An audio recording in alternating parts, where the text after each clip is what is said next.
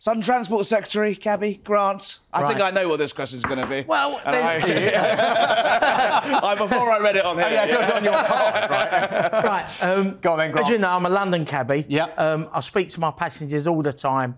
I'm Minister for Transport, but the one transport issue, I know you've touched on it earlier, that people in the back of my taxi talk about a lot of the time, Rishi, and it's the transport from Calais to Dover in small boats. That's not the question I thought it was going to be, actually. I heard you be quite, open with Harry early on, saying you're doing this, the Rwanda deal.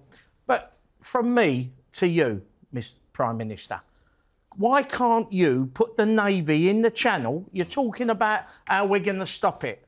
If you put boats in the Channel, that when the dinghies come over, you get hold of them, the Navy tow them back to Calais and say, no, thank you, right?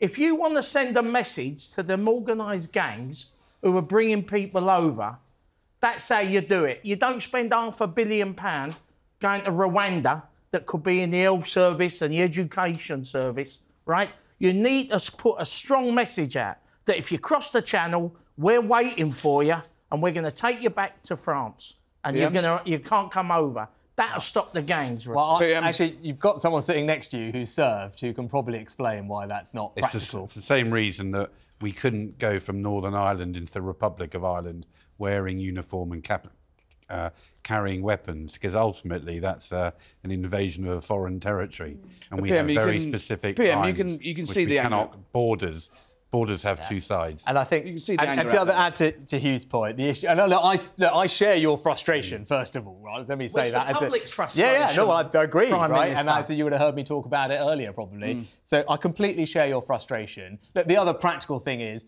unlike where you might have seen in Australia, where they've been able to do those turn-back tactics, what they were dealing with there were very big boats, where you can, and in international waters, to Hugh's point, where you have that ability. When you're talking about an inflatable dinghy, which, by the way, these gangs stuff dozens more people on these boats than they can take. Yeah, but wouldn't it be safer then if the Navy was to intercept them, put them on a safe... Because they would cancel. They'll cancel. The vast majority of questions we received were about small boats and immigration. Martin writes, the current situation with immigration, both legal and illegal, makes a mockery of undertakings the Conservatives made when they came to power. Your own former Home Secretary, your own former Borders Minister, a friend of yours, say you won't stop the boats and you don't really care about reducing legal migration. How did they reach that conclusion? Well, first of all, I speak as someone who's comes from a family of immigrants. Yeah. Right? And this is really important to me. And like your readers, and I've spent a lot of time talking to them about this as well, I think this is fundamental to our country. Why? Because our country is built on the notion of fairness. It's central to our national character. And of course, we're a welcoming and tolerant people, and my own personal story is an example of that. But that's got to be done fairly. And when people jump the queue, come here illegally, and then put pressure on public services in the way that they do, and we're not able to remove them in the way that we want to, that's not right. And I've been very clear that just said, it offends my sense of fairness, and that sense of fairness is central to our character. So what are we doing? Because like your readers, I agree.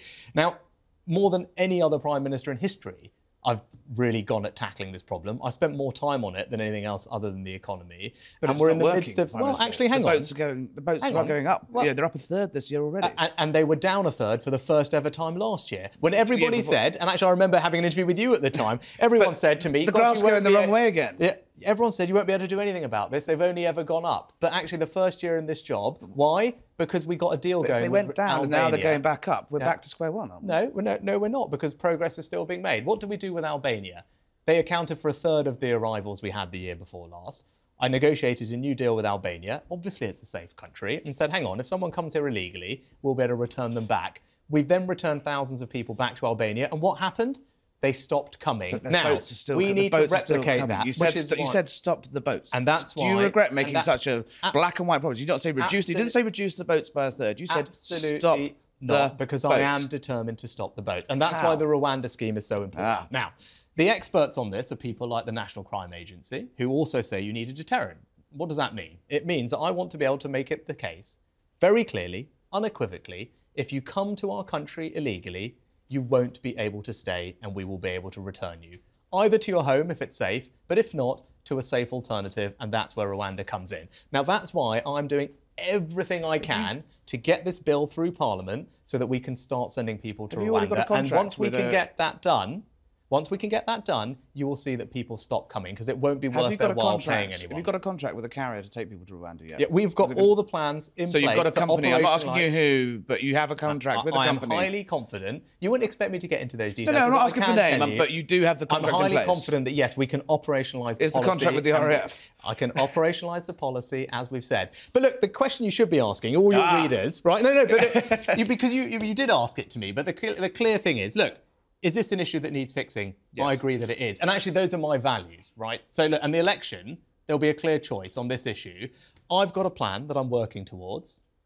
And the alternative is, I think you had Keir Starmer on here the other day, right? I have not seen an alternative to our plan. So, yes, I know people will have criticisms. I know people will want to snipe from the sidelines. But the question is, what is the alternative to our plan? Well, look, because I'm confident that our plan is going to work, and that's what we need. At every single point, Rwanda has hit sticking blocks. What happens when those pyjama injunctions from the ECHR come through? You said you're going to ignore them, but what happens when they turn into permanent rulings of the ECHR? Are you ready? Are you really ready? You mentioned it in your leadership debate, your leadership pitch back in 2022. Would you countenance leaving the ECHR to get Rwanda going? Look, on this, I've been very clear. I believe that our scheme, including the Rwanda part of it, all our plans to tackle illegal migration. Let me just answer the question, Harry. I believe that our plans are compliant with all our international obligations, including the ECHR. But, right, I believe that border security and controlling illegal migration is more important than our membership of any foreign court. So you could countenance putting in the next Tory manifesto a pledge to leave the ECHR? Well, I said, I believe that our plans are compliant with all our international obligations, including the ECHR, but I do believe that border security and making sure that we can control illegal migration is more important than membership of a foreign court because it's fundamental to our sovereignty as a country. So do you think that perhaps if you'd taken that line at the beginning of your premiership rather than the end, you might be in a strong position on this now? I mean, that's the line that I've consistently said. It's firmer than your bills win, though, isn't it? No, the bill's very clear. It gives ministers the power to do what they need to do. I've been very clear that I wouldn't let a foreign court block us from sending flights. And I'm confident that our plans are compliant with all our international obligations. But I'm also clear that securing our borders and controlling illegal migration to me is more important than membership of any foreign court because this issue is central. Right? As I said, that's why so many of your leaders have asked questions about it. It's why I've spent so much of my own time as Prime Minister focused on it. Because, as I said, I come from a family of immigrants. Yep. And I think this will always be a welcoming, tolerant, compassionate country. But that has to be done fairly. It has to be done legally. Look, we are a people who wait our turn. We put in our fair share. We play by the rules. And this offends every one of those notions. And that's why it's so important that we grip it. And the choice of the next election is who do you think is more likely to grip this problem with a plan? Is it me or is it Keir Starmer? And I can tell you, I will get this thing done for everyone.